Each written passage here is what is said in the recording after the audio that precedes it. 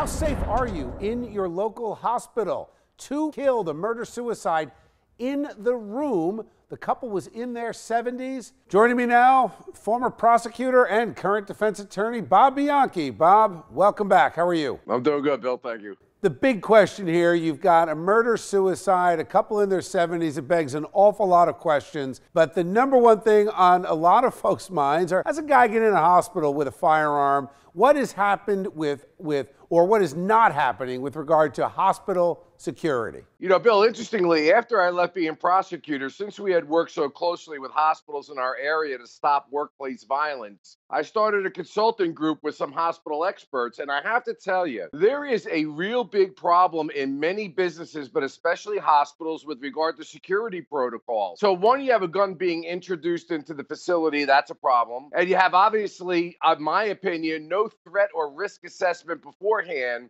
that this was a possibility to do some proactive intelligence gathering in order to identify that this person was potentially a problem. So what do you do? Is it practical even to stop people at the door, metal detectors, searches, profiling, whatever it takes? Yeah, most times, most places don't have metal detectors unless it's in a high-risk area, like in an emergency room scenario.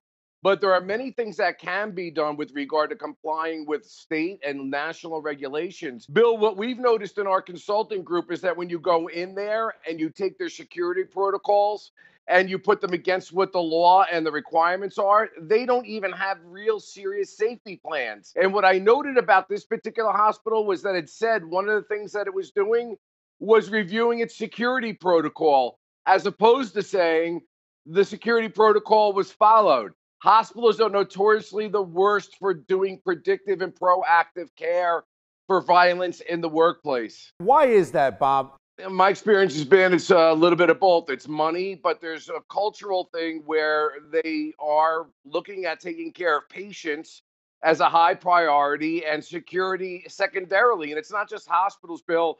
You can see it at the YouTube headquarters. You can see it at lots of businesses. Okay, thanks, Bob.